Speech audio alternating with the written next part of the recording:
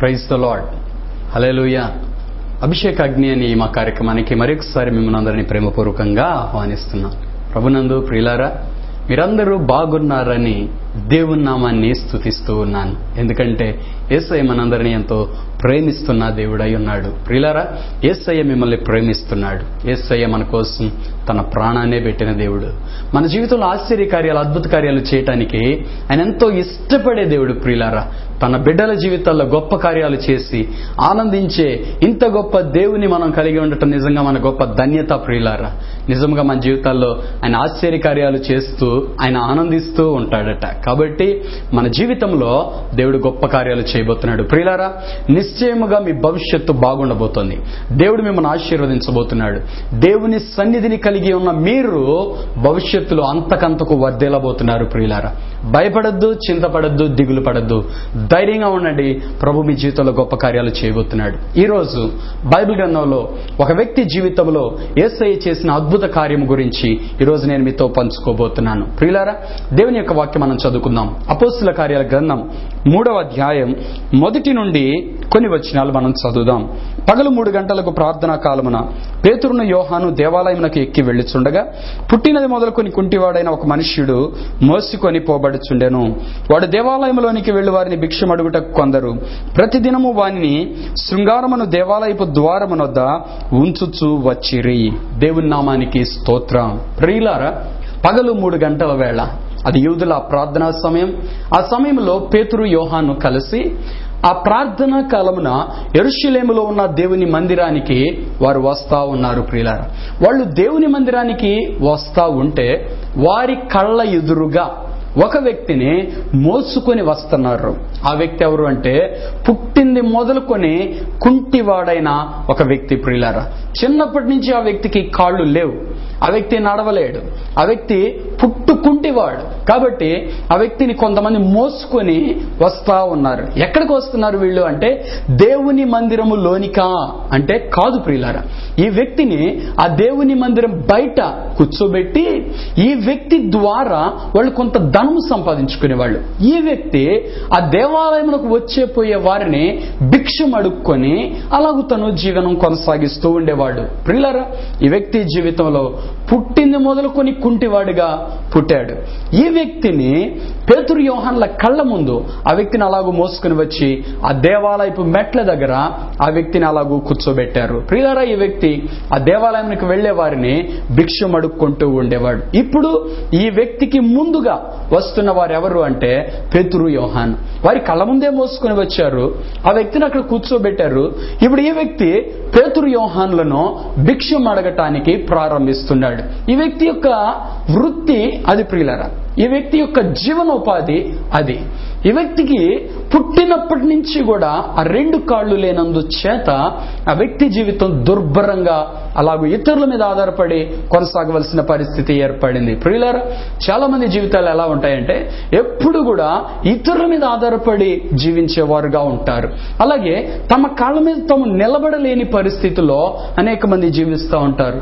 ప్రియులారా, ఒక్క మాట చెప్తున్నాను, దేవుణ్ణి సరిగా సేవించని వ్యక్తుల జీవితాల్లో, దేవుని ఎడల భయభక్తులు కలిగి ఉండని వ్యక్తుల జీవితాల్లో స్థిరత్వం అనేది ఉండదు. ప్రియులారా, వారు స్థిరపరచబడరు అని దేవుని యొక్క వాక్యాలను చెప్పబడుతుంది. కారణం, లోపం ఏంటి అంటే వీరు దేవుని ఎడల భయభక్తులలో స్థిరత్వం లేని వారు. కాబట్టి వీరి జీవితంలో వీరు స్థిరపడని పరిస్థితిలో వీళ్ళు జీవిస్తూ ఉంటారు. చూడండి, ఈ వ్యక్తి పుట్టిన మొదలుకొని కుంటివాడిగా జీవించాడంటే ఆ వ్యక్తి జీవితం అప్పటి వరకు ఒక బంధకములో ఉందండి, ఒక బాండేజ్. ఏంటి అది అంటే అతను అంగహీనుడు అనమాట, 2 కాళ్ళు లేవు. ఈ దినాల్లో అయితే ప్రియులారా హ్యాండిక్యాప్డ్ అని గవర్నమెంట్ వాళ్ళు ఉద్యోగాలు ఇస్తారు, రాయితీలు ఇస్తారు. ఆ దినాల్లో ఎవరు పట్టించుకునే వాళ్ళు కూడా లేరు ప్రియులారా. హ్యాండిక్యాప్డ్ అయినా ఒకటే, మామూలు వ్యక్తి అయినా ఒకటే. ఇప్పుడు ఈ వ్యక్తి హ్యాండిక్యాప్డ్, 2 కాళ్ళు కుంటివి. అయితే ఈ వ్యక్తి ఇప్పుడు తను బ్రతకాలంటే ఏం చేయాలి అంటే తను అడుక్కోవాలి. అడుక్కొని దాన్ని సంపాదించుకుంటే మాత్రమే ఈ వ్యక్తి ఆహారం భుజించగలుగుతాడు, లేదంటే ఆహారం భుజించలేడు. అంటే ఒక మాట చెప్పాలంటే పుట్టిన మొదలుకొని ఈ వ్యక్తి ఒక భయంకరమైన రోగాన్ని శాపంగా అనుభవిస్తూ ఉన్నాడు. ఆ వ్యక్తి 2 కాళ్ళు లేవండి. ఆ వ్యక్తి 2 కాళ్ళు లేకుండా ఆ వ్యక్తి అలాగూ ఇతరుల మీద ఆధారపడి జీవిస్తూ ఉన్నాడు. ప్రియులారా, 1 కాలు లేకపోతేనే జీవితం ఎంతో దుర్భరం, 1 చేయి పని చేయకపోతేనే అది ఎంతో కష్టంగా ఉంటుంది. అలాంటిది 2 కాళ్ళు లేవు అంటే ఇక ఆ వ్యక్తి పడే కష్టాలు మనం ఊహించవచ్చు ప్రియులారా. ఎంత భయంకరంగా కష్టపడి ఉంటాడు. ప్రతి చిన్న విషయాన్ని కూడా ఇతరుల మీద ఆధారపడాలి. తనంతట తను ఎక్కడికి పోలేడు, తనంతట తను ఏ పని చేయలేడు, తనంతటికి తానుగా ఒక నిర్ణయం తీసుకోలేడు. ప్రియులారా, నేటి దినాల్లో కూడా అనేక మంది ఇదే బాండేజ్ లో జీవిస్తున్నారు. తమంతట తాము ఏ పని చేయలేరు, ఎప్పుడు ఎవరో ఒకళ్ళు తోడు కావాలా, ఎప్పుడు ఒకళ్ళ మీద ఆధారపడాలా, తమంతట తాము ఎక్కడికి వెళ్లరు, భయం, ఏదో ఒక భయం, ఎప్పుడు ఎవరో ఒకళ్ళు తోడుగా ఉండాలి. తమంతట తాము ఏది చేయాలన్నా ఇతరుల మీద ఆధారపడవలసిన పరిస్థితి. ప్రియులారా, ఇది ఒక బంధకమని నేను మీకు తెలియజేస్తున్నాను. దేవుడు మీకు తోడుగా ఉన్నప్పుడు దేవుడు మిమ్మల్ని బలపరుస్తాడు, దేవుడు మీకు తోడై నిలబడతాడు, దేవుడు మిమ్మల్ని నడిపించడం ప్రారంభిస్తాడు, దేవుడు మిమ్మల్ని ఆశీర్వదించడం ప్రారంభిస్తాడు, మీరు పని చేసే ధైర్యాన్ని మీకు ఇస్తాడు. నువ్వెక్కడికి వెళ్లాలన్నా దేవుడు నీకు తోడుగా ఉంటాడు, ధైర్యపరిచి ముందుకు నడిపిస్తాడు. ప్రియులారా, ఈ వ్యక్తి జీవితం అలా కాదు, ఎప్పుడు ఇతరుల మీద ఆధారపడాలి. తనంతట తాను ఏ పని చేయలేని పరిస్థితిలో ఈ వ్యక్తి ఉన్నాడు. ప్రియులారా, ఇటువంటి పరిస్థితిలో ఉన్న వ్యక్తుల జీవితాల్లో కూడా యేసయ్య ఒక మార్పు తేగలడు అనే దానికి రుజువే ఈ వ్యక్తి యొక్క జీవితం అండి. యేసయ్య ఎటువంటి వ్యక్తుల జీవితంలోనైనా ఒక మార్పును తేగలిగిన దేవుడై ఉన్నాడు. ఆయన శక్తిమంతుడైన దేవుడై ఉన్నాడు. ప్రియులారా, ఆయన మరణము గెలిచి తిరిగి లేచిన దేవుడు అంటే ఏ కార్యమైన మన జీవితంలో చేయడానికి ఆయన సిద్ధమైన దేవుడు, శక్తి కలిగిన దేవుడు. ప్రియులారా, ఆయన పునరుద్ధానుడు, మరణ బలమునే ఓడించాడంటే ఈ లోకంలో మిగిలిన చిన్న చిన్న కార్యాలన్నీ దేవునికి పెద్ద కష్టం కాదు. ప్రియులారా, పుట్టిన మొదలుకొని కుంటివాడిగా ఈ వ్యక్తి బ్రతుకుతా ఉన్నాడు. కానీ ఈ వ్యక్తి జీవితానికి దేవుడు ఒక దినాన్ని నిర్ణయించాడు. ఆ దినమున ఈ వ్యక్తి భవిష్యత్తును అద్భుత రీతిగా యేసయ్య మార్చబోతున్నాడు. అప్పటి వరకు ఈ వ్యక్తి కనిపెట్టుకున్న ప్రాంతం ఏది అంటే దేవాలయము దగ్గర. కాబట్టి ఈ వ్యక్తి జీవితంలో అద్భుతం జరగగలిగింది. ప్రియులారా, దేవుడు మనందరి జీవితంలో కూడా ఒక మలుపుని నిర్ణయించాడండి. దేవుడు ఎవరి జీవితం కూడా ఇలా కష్టాల్లోనే ముందుకు సాగాలని దేవుడు కోరుకోడు. ఇలాగ నువ్వు అనుభవించే శ్రమల్లోనే ముందుకు వెళ్లాలని దేవుడు ఏ వ్యక్తిని పెట్టడు. ఖచ్చితంగా వీటికి ఒక చోట దేవుడు ముగింపు పెడుతున్నాడు. అది ఎక్కడ అంటే దేవుని సన్నిధిలో, దేవుని యొక్క వాక్యము ద్వారా, ప్రార్థన ద్వారా, దేవుని మందిరములో ఆ వ్యక్తి జీవితానికి ఒక ముగింపును పలికి ఒక నూతన సూర్యోదయాన్ని దేవుడు కలుగజేయడానికి కోరుకుంటూ ఉన్నాడు. ప్రియులారా, ఇప్పటి వరకు ఒకవేళ మీలో ఎవరైనా శ్రమల గుండా మీరు వస్తూ ఉంటే, కష్టాల గుండా వస్తుంటే, కన్నీటి గుండా వస్తుంటే, మా జీవితం ఇలాగే వెళుతుందా అని ఒకవేళ ఎవరైనా మీరు కలవరంలో నింపబడి ఉంటే మీకందరికీ ఒక శుభవార్త. యేసు క్రీస్తు ప్రభు మీ చీకటిని చీల్చి ఆ తెరలను పగలగొట్టి వెలుగును ఉదయింప చేయగలిగిన నీతి సూర్యుడు. ఆయన మీ జీవితంలో ఉదయించడం ప్రారంభిస్తే చాలు, మీ జీవితం అద్భుత రీతిగా మార్చబడిపోతుందండి. ఈ కుంటి వ్యక్తి జీవితానికి ఒక ముగింపును దేవుడు ఇక్కడ పలుకుతా ఉన్నాడు. ప్రియులారా, అందుకే ఆ సమయం దేవుని దృష్టిలో ప్రత్యేకమైంది, అందుకే ఆ సంఘటన దేవుని దృష్టిలో ప్రత్యేకమైంది. కాబట్టి దాన్ని పరిశుద్ధ గ్రంథములో దేవుడు వ్రాయించగలిగినంతగా దాన్ని నిర్ణయించాడు.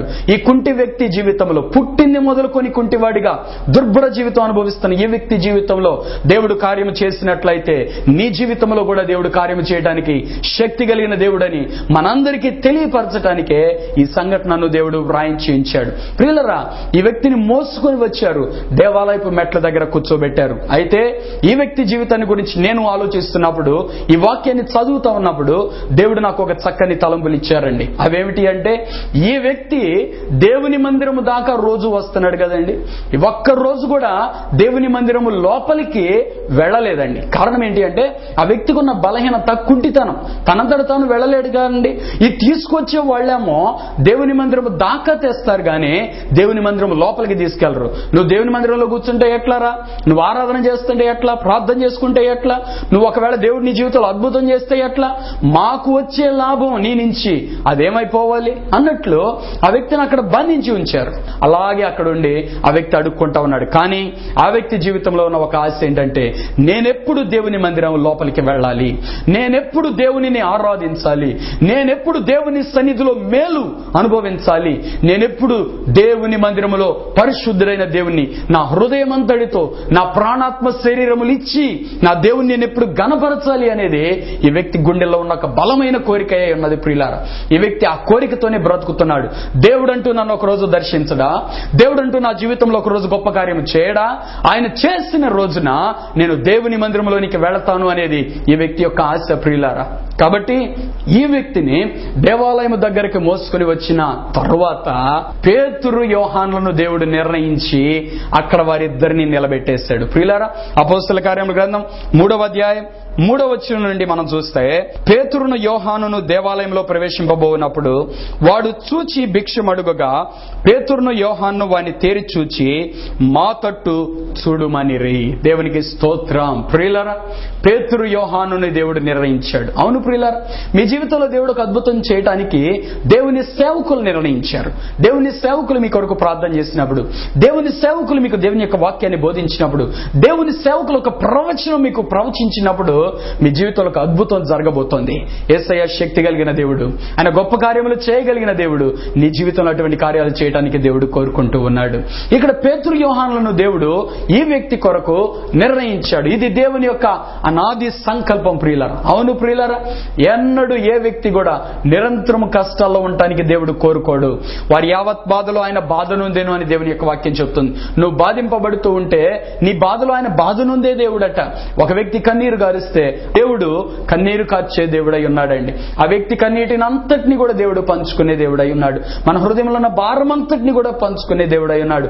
మన బాధ అంతటిని పంచుకునే దేవుడై ఉన్నాడు. ప్రియులారా, కాబట్టి దేవుడు మన జీవితంలో ఎన్నడూ మన కష్టాల గుండా వెళ్లాలని కోరుకోడు.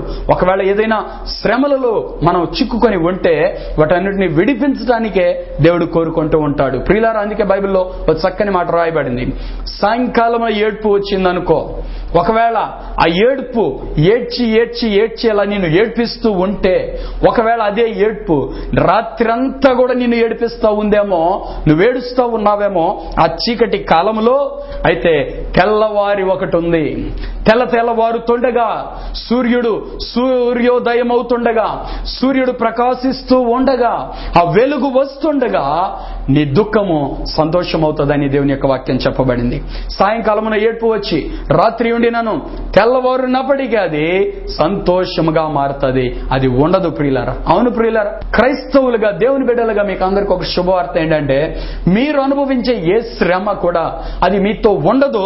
అది త్వరలో గతించిపోబోతుంది. బైబిల్లో రాయబడుతోంది, సూర్యోదయం నాడు సూర్యుడు ఉదయించగానే అప్పటి వరకు ఉన్న మంచు తెరలు ఏ రీతిగా ఆవిరైపోతాయో, మంచు ఎలాగూ కనబడకుండా ఆవిరైపోతుందో, నీ శ్రమలన్నీ అలాగూ ఆవిరి చేసే దేవుడు యేసుక్రీస్తు ప్రభువారు. ఆయన యందు విశ్వాసం ఉంచిన ప్రతి వ్యక్తి జీవితంలో ఆయన చేసే గొప్ప కార్యం ప్రియులారా ఇది. వారి శ్రమలను మంచులాగా ఆవిరయ్యేలా ఆయన చేయగలిగిన దేవుడై ఉన్నాడు. ఈ కార్యక్రమం చూస్తున్న మీ జీవితంలో కూడా ప్రియులారా, దేవుడు ఇటువంటి కార్యాన్ని చేయడానికి కోరుకుంటున్నాడు. ఆయన శక్తిమంతుడు, సమర్థుడు. మీ జీవితంలో ఇటువంటి కార్యం చేయడానికి కోరుకుంటున్నాడు. మీరు అనుభవించే శ్రమలు ఇక మీదట మీరు ఎంతో కాలం అనుభవించవలసిన అవసరం లేదు. వాటన్నిటికీ దేవుడు ఒక ముగింపు పలకబోతున్నాడు. ఈ కుంటెవుగా వ్యక్తి జీవితంలో దేవుడు ఒక ముగింపును పలికాడు ప్రియులారా. పేతురు యోహానులు దేవుని మందిరంలోనికి వెళుతుండగా ఈ వ్యక్తి వారిని చూసి భిక్షం అడిగాడు. అయ్యా భిక్షమేయండి అని అడిగాడు. పేతురు యోహానులు అక్కడ నిలబడ్డారు. నిలబడి ఆ వ్యక్తిని అలాగూ తేరి చూస్తా ఉన్నారు. ఆ వ్యక్తిని చూస్తుంటే వీరు దేవుని ఆత్మ కలిగిన వారు కాబట్టి, దేవుని అభిషేకం కలిగిన వారు కాబట్టి ఆ వ్యక్తి వ్యక్తి జీవితం అంతా ఒక పిక్చర్ లా కనబడటం ప్రారంభించింది. ఆ వ్యక్తి గుండెల్లో ఉన్న ఆశ వీరికి కనబడటం ప్రారంభించింది. ఆ వ్యక్తి భిక్షం అడుగుతున్నాడు, కానీ ఆ వ్యక్తి గుండెల్లో ఉన్న ఒక బాధ ఏంటంటే, అయ్యో నేను దేవుని మందిరంలోనికి వెళ్ళలేకపోతున్నానే, నా దేవుణ్ణి నేను ఆరాధించలేకపోతున్నానే, ఇది ప్రార్థనా కాలము కదా, ఈ ప్రార్థనా సమయం అందరూ దేవుని మందిరంలోనికి వెళ్లి ప్రార్థన చేస్తున్నారు కదా, నేను వెళ్ళలేకపోతున్నానే, నా అవయవ లోపం, నా అంగహీనత నన్ను దేవుని మందిరానికి వెళ్ళనీయకుండా చేసిందే అని ఆ వ్యక్తి హృదయంలో లోపల కుమిలిపోతా ఉన్నాడు, ఏడుస్తూ ఉన్నాడు. ప్రియులారా, దాన్ని చూసిన పేతురు యోహాను భక్తులు ఆ వ్యక్తి జీవితంలో గొప్ప కార్యం చేయడానికి అక్కడ ఆ వ్యక్తిని తేరి చూస్తున్నట్లుగా కనబడుతుంది. ఆ వ్యక్తిని అలాగూ తేరి చూస్తున్నప్పుడు ఆ వ్యక్తి గుండెలో ఉన్న ఆశ వీరికి కనబడటం ప్రారంభించింది. ప్రియులారా, నీ హృదయంలో అటువంటి ఆశలుంటే, ఆత్మ సంబంధమైన తపన ఉంటే, దప్పిక ఉంటే, దేవుని కొరకు ఒక మంట నీలో ఉంటే, దేవుడు దాన్ని ప్రజ్వరింపజేస్తాడు. దేవుడు దానికి ఆమేన్ అంటాడు. దేవుడు దాన్ని నీ జీవితంలో నెరవేర్చుతాడు. ప్రియులారా, ఆత్మ సంబంధమైన ఏ ప్రార్థన నిరర్ధకం కాదు, ఖచ్చితంగా జవాబు పొందుతుంది. దేవుని వెతికే ఏ ప్రార్థన నిరర్ధకం కాదు. దేవుని ఆరాధించాలని, దేవుని మహిమపరచాలని ఏ వ్యక్తి అయితే దేవుని వెతుకుతా ఉంటారో వారి ప్రార్థన నిరర్ధకం కాదు, ఖచ్చితంగా దానికి జవాబు వస్తుంది. ప్రియులారా, పేతురు యోహానులు ఆ వ్యక్తిని తేరి చూచినప్పుడు ఆ వ్యక్తి గుండెలో ఉన్న ఆశ, ఆ వ్యక్తి జీవితంలో అతను పడుతున్న తపన చూశారు. ఆ వ్యక్తి తన కుంటితనాన్ని గురించి జాలి పట్టలేదు, తన కుంటితనాన్ని గురించి ఆలోచించట్లేదు. ఆ వ్యక్తిలో ఉన్న ఆలోచన, అయ్యో నేను దేవుని మందిరానికి వెళ్ళలేకపోతున్నానే అనే ఆలోచన. ప్రియులారా, నేటి దినాల్లో కాళ్ళు సరిగా పనిచేస్తున్న వాళ్ళు మీలో ఎంతమంది ఉన్నారు? 2 కాళ్ళు దేవుడు నీకు ఇచ్చాడు చక్కగా నడవటానికి. అదే ఒక కాళ్ళు తీసేస్తే, ఒకవేళ పుట్టుకుంటివానిగా నిన్ను పుట్టించి ఉంటే నీ పరిస్థితి ఏమై ఉండేది? అయితే 2 కాళ్ళు పనిచేస్తున్న మనం ఏం చేయాలి అంటే, దేవుని మందిరానికి మన అడుగులు పడాలండి. దేవుని స్వార్థ కొరకు మన అడుగులు పడాలి. దేవుని కొరకు మనం ఒక అడుగు ముందుకు వేసేవారంగా ఉండాలనే దేవుడు మనకు 2 కాళ్ళు ఇచ్చాడు. మరి దేవుని కొరకు మీరు మీ అడుగులు వేస్తున్నారా? దేవుని మందిరానికి మీ అడుగులు పడుతున్నాయా? ప్రతి ఆదివారం నాడు దేవుని సన్నిధిలో మీరు కనబడాలని దేవుడు మిమ్మల్ని వెతుకుతున్నాడు. తెలుసునా, దేవుడు మిమ్మల్ని ఎదురు చూస్తున్నాడండి. ఒకరోజు మా సంఘంలో చిన్న బాబా గొప్ప సాక్ష్యం చెప్పాడండి. అదేంటంటే, ఈ అబ్బాయి ఒక ఆదివారం నాడు ప్రార్థనకి రాకుండా వాళ్ళ అమ్మమ్మతో పాటు పనికి వెళ్ళారండి. వాళ్ళ ఇంట్లో చాలా కష్టాలు ఉన్నాయి, బాగా పేదరికం ఉంది. అందువల్ల ఈ బాబు, చిన్న బాబు 7 సంవత్సరాలు ఉంటాయి, పనికి వెళ్ళాడు. ఆ రోజు రాత్రి వేళ యేసయ్య డైరెక్ట్ గా ఆ వ్యక్తి దగ్గరికి వెళ్ళిపోయి ఆ బాబుని చూసి యేసయ్య అడుగుతున్నాడంట, ఈరోజు చర్చికి రాలేదే అని అడుగుతున్నాడంట. ఆ మాట వినగానే నేను అదిరిపోయాను. ప్రియులారా, అంటే ఎవరు మందిరానికి వచ్చారో, ఎవరు అక్కడ కూర్చున్నారో, ఎవరు దేవుని ఆరాధిస్తున్నారో, ఎవరు ఏ మనస్సుతో మందిరంలో కూర్చున్నారో దేవుడు తేటగా చూసే దేవుడు. అందుకే బైబిల్లో చక్కని వాగ్దానం ఉందండి, నా ప్రార్థనా మందిరంలో వారిని ఆనందింపజేస్తాను అని దేవుడు వాగ్దానం చేశాడు. ప్రియులారా, ఎట్టి పరిస్థితుల్లో ప్రార్థనా మందిరంలో ప్రార్థనా కూటాన్ని మీరు పోగొట్టుకోవద్దని మనం చేస్తున్నాను. ఆ బాబుని యేసయ్య అడిగాడంట, ఈరోజు నువ్వు ప్రార్థనా మందిరానికి రాలేదేంటి, ప్రార్థనకి రాలేదేంటి అని అడిగేటప్పటికి ఆ బాబు అన్నంట, యేసయ్య అమ్మమ్మ నన్ను పనికి తీసుకెళ్ళింది యేసయ్య అని ఆ బాబు చెప్పాడట. చూడండి, చిన్న బాబు. ఆ బాబుని దేవుని మందిరానికి నడిపించవలసిన సమయంలో వారు పనికి తీసుకుని వెళ్ళిపోయారు. అప్పుడు యేసయ్య అన్నాడు, ఆ వ్యక్తికి అంట అప్పుడు దగ్గు ఉందంట, దగ్గుతా ఉన్నాడంట. నువ్వు పనికి వెళ్తే నీ రోగం తగ్గదుగా, నువ్వు దేవుని మందిరానికి వచ్చినట్లయితే నువ్వు ఇక రోగం తగ్గిపోయేది కదా అని యేసయ్య అన్నారట. అంటే ఆ వ్యక్తి దగ్గుతున్నాడు, అనారోగ్యంతో ఉన్నాడు. ఆ వ్యక్తి దేవుని మందిరానికి వచ్చినట్లయితే ఆ వ్యక్తిని స్వస్థపరచాలని యేసయ్య ఎదురు చూశాడండి ఆ వారమంతా. ప్రియులరా, ప్రతి ఆదివారం నాడు దేవుడు నీ కొరకు ఎన్ని ఆశీర్వాదాలు సిద్ధపరిచాడో నీకు తెలుసా? ఆ ఆదివారం నాడు దేవుడు నిన్ను దర్శించి నీ జీవితంలో గొప్ప కార్యం చేయాలని దేవుడు కోరుకుంటే నువ్వెన్ని ఆశీర్వాదాలు దేవుని మందిరానికి వెళ్ళనందు చేత నువ్వు పోగొట్టుకుంటున్నావో నీకు తెలుసా? ఆ వ్యక్తితో యేసయ్య చెప్తున్నాడు, నువ్వు మందిరానికి వచ్చినట్టయితే దగ్గు తగ్గేది కదా, నువ్వు పనిలో వెళ్ళావు, నీ దగ్గు తగ్గుద్దా అని అడిగారంట. అప్పుడు ఈ బాబు అమాయకంగా అన్నాడు, ప్రభా తగ్గదు కదా అన్నంట. అని వచ్చే వారం నుంచి నేను వస్తాను ప్రభా అన్నంట. అనగానే ఆ వచ్చే వారం ఈ బాబు దేవుని మందిరానికి వచ్చాడు. అతను వస్తాను అని చెప్పిన ఆ క్షణం నుంచే అతని దగ్గు తొలగిపోయిందంట. ప్రియులారా, యేసయ్య ఎంత ప్రేమ కలిగిన దేవుడు అంటే ఆ వ్యక్తిని కాలలో కూడా దర్శించాడు. కారణం చిన్న బాబు కదండి, అతను లోపం లేదు కదండి, వాళ్ళ అమ్మమ్మ ఆ బాబుని పనికి తీసుకుని వెళ్ళింది కదండి. అందువల్ల యేసయ్య ఆ బిడ్డను దర్శించాడు. అంత మాత్రమే కాదు, ఆ బిడ్డ చేయి పట్టుకుని యేసయ్య అన్నాడంట, నాతో రా అన్నాడంట. ఇక ఈ అబ్బాయి తన చేతిని అలాగూ యేసయ్యకి ఇచ్చారంట. యేసయ్య ఆ చేయి పట్టుకుని ఆ వ్యక్తిని అలాగూ తీసుకుని వెళ్ళారంటండి. ఎక్కడికి వెళ్తున్నాడంటే ఈ భూలోకం నుండి అలాగ వెళుతూ మేఘములు దాటటం ఆ వ్యక్తి చూశాడు. చిన్న బాబు ప్రియులారా, సూర్యుని చంద్రుని తన పక్కనే చూశాడంట, నక్షత్రాలు తన పక్కనే ఉండటం చూశాడంట. తర్వాత ఆ వ్యక్తి అలాగే ఎక్కి వెళుతూ ఉంటే పైన తెల్లటి పట్టణం ఒకటి, అక్కడ రకరకాల గదులు అవన్నీ చూశాడంట. అక్కడ వాళ్ళ నాయనమ్మని చూశాడంట. వాళ్ళ నాయనమ్మని చూసి, ఏ నాయనమ్మ ఇక్కడ ఉన్నావు అని వెళ్ళాడంట. అడిగితే చచ్చిపోయాను కదరా నేను ఇక్కడికి వచ్చాను అని వాళ్ళ నాయనమ్మ చెప్పిందంట. వాళ్ళ నాయనమ్మ ఈ అబ్బాయిని అడిగిందంట, నువ్వు వచ్చావేంట్రా అందంట. అంటే వచ్చానులే అని యేసయ్యతో ఈ వ్యక్తి మొత్తం చూసి వచ్చాయంట. ప్రియులారా, బాబు చిన్న బాబు అండి, 7 సంవత్సరాలు ఉంటాయి. ఆ వ్యక్తి ఊహకు అందదు పరలోకం గురించి చెప్పాలంటే, తను ఊహించి చెప్పలేడు. ప్రియులారా, ఇది వాస్తవంగా యేసయ్య దర్శించిన అనుభవం అని నేను నమ్ముతున్నాను. ఎందుకంటే ఆ వ్యక్తి ఊహకు అందదు. ప్రియులారా, మరి దేవుని మందిరానికి మీరు రావాలని దేవుడు మీకోసం ఎంత ఎదురు చూస్తున్నాడో తెలిసిన. ఒక కుంటి వ్యక్తి ఆశపడుతున్నాడండి, 2 కాళ్ళు లేవు. ఆ వ్యక్తి ఆశపడుతున్నాడు, నేను ఎప్పుడు దేవుని మందిరానికి వెళ్ళాలి అని. అన్ని అవయవాలు ఇచ్చిన మనల్ని దేవుడు తన మందిరంలో చూడాలని దేవుడు కోరుకోండి. మనం ఎక్కడికి వెళ్తున్నాం ప్రియులారా? మనం దేన్ని వెతుకుతున్నాం? ఇప్పుడే ఒక ప్రశ్న వేసుకోండి, ఇప్పుడే ఒక తీర్మానం కూడా చేసుకోండి. ఏ ఆదివారం నేను దేవుని మందిరాన్ని పోగొట్టుకోను, దేవుని సన్నిధిలో నేను ఉంటాను అని తీర్మానం చేసుకోండి. ప్రియులారా, ఈ వ్యక్తి మరుసటి ఆదివారం వచ్చి సాక్ష్యం చెప్పాడు మందిరంలో. తర్వాత వారు మరలా వాళ్ళ అమ్మమ్మ ఈ బాబుని పొలం తీసుకెళ్ళిందంటండి. పొలం తీసుకెళ్లేటప్పటికి అక్కడ వాళ్ళ అమ్మమ్మకి ముళ్ళు గుచ్చుకునేటప్పటికి జిల్లేడాకు తెమ్మని ఈ బాబుని అలా పంపించిందంట. ఈ బాబు జిల్లేడాకు తెద్దామని అక్కడికి వెళ్తే అక్కడ పక్కనే ఒక వాగు పారుతా ఉంది ప్రియులారా. ఆ వాగులో సుడిగుండములో మరలా యేసయ్య అక్కడ కనబడి, ఈ రోజు ప్రార్థనకు రాలేదే అని అడిగాడంట ఈ బాబుని. ప్రియులారా, దేవుడు ఈ వ్యక్తిని ఎంత దర్శిస్తున్నాడో చూడండి. ఈ అబ్బాయి అంట వెంటనే పరిగెత్తుకుంటే వెళ్ళి వాళ్ళ అమ్మమ్మని పిలుచుకొచ్చాయంట. అమ్మమ్మ యేసయ్య ఇక్కడికి వచ్చారమ్మమ్మ, ప్రార్థనకు రాలేదేంటి అని అడిగారు అమ్మమ్మ అని వచ్చాడంట. ప్రియులారా, వాళ్ళు విగ్రహారాధికులు, హైందవులు. యేసు ప్రభు వారిని దర్శించడం ద్వారా వారు దేవుని మందిరానికి రాగలుగుతున్నారు. ప్రియులారా, ఆ బాబు వెళ్ళి వాళ్ళ అమ్మమ్మని పిలుచుకొచ్చేటప్పుడు వాళ్ళ అమ్మమ్మ వచ్చి చూసిందంట. చూసి, ఏడ్రా నాకు కనబడ్డేమంటే, అమ్మమ్మ నీకు కనబడ్డలే అమ్మమ్మ, నాకు కనబడతాడు అని చెప్పాడంట. ఆ వ్యక్తితో యేసయ్య మాట్లాడుతున్నాడంట. ప్రియులారా, నువ్వు దేవుని మందిరాన్ని పోగొట్టుకుని ఆదివారం నాడు పనులకు వెళ్తుంటే దేవుడు ఎంత దుఃఖపడుతున్నాడో తెలుసా? దేవుని మందిరంలో నిన్ను చూడాలని, దేవుని మందిరంలో నిన్ను దర్శించాలని, నిన్ను ఆశీర్వదించాలని, నీ జీవితానికి మరో మలుపు ఇవ్వాలని, నీ జీవితంలో గొప్ప కార్యాలు చేయాలని దేవుడు ఎంత కోరుకుంటున్నాడో నీకు తెలుసునా? ప్రియులారా, మన జీవితం కొద్దిది. మనం దేవుని మందిరంలో గడిపే సమయం చాలా కొద్దిది. ఈ విలువైన జీవితం మీరు పోగొట్టుకోవద్దని మనం చేస్తున్నాను. ఒక వ్యక్తి మన జీవితం అంతటిని లెక్కేసాడు. మన జీవితంలో మనం తినేదానికి ఎంత టైం ఇస్తున్నాం, నిద్రపోయేదానికి ఎంత టైం ఇస్తున్నాం, పనులకు వెళ్లేదానికి ఎంత టైం ఇస్తున్నాం అని లెక్కేసాడు.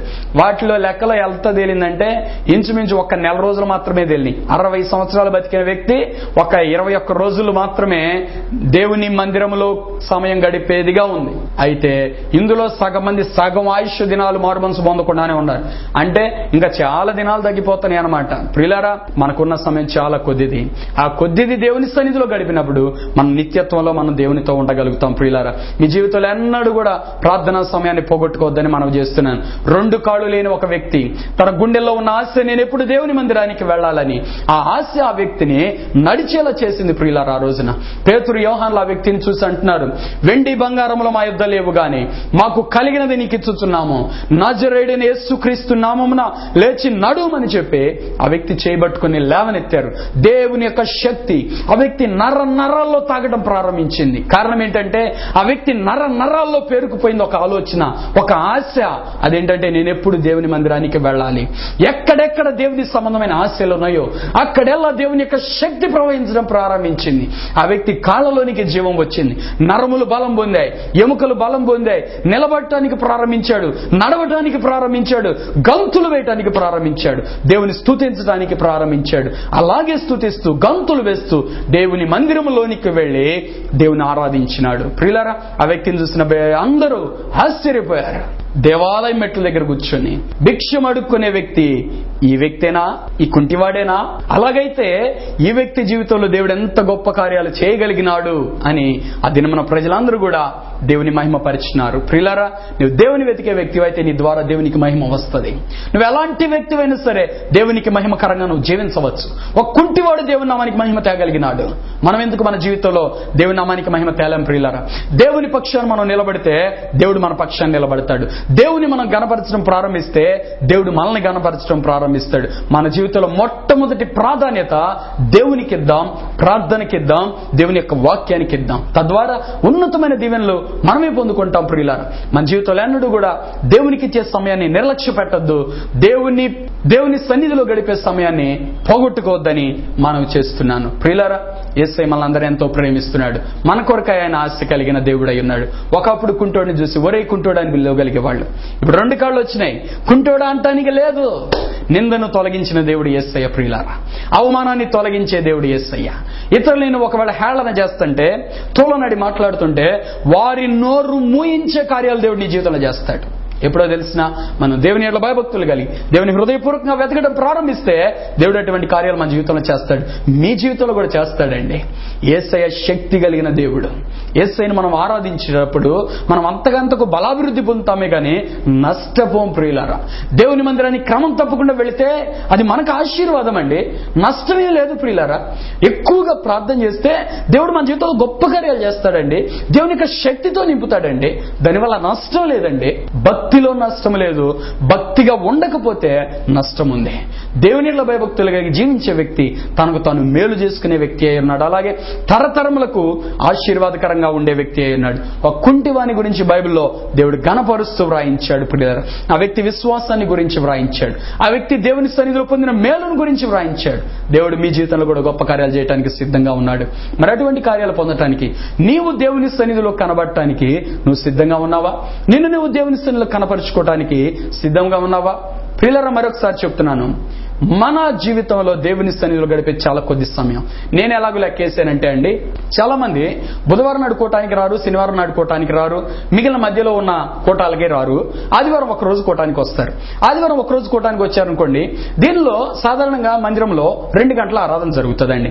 ఈ 2 గంటల ఆరాధన లెక్కేసుకొని కరెక్ట్ గా ప్రారంభం నుంచి ముగింపు వరకు గాని విశ్వాసులుంటే సంవత్సరానికి మనం దేవుని సన్నిధిలో గడిపే సమయం ఎంత అంటే ప్రియులారా, 52 వారాలు 52 రెళ్ళు అంటే 104 గంటలు. ప్రియులారా, 104 గంటలు.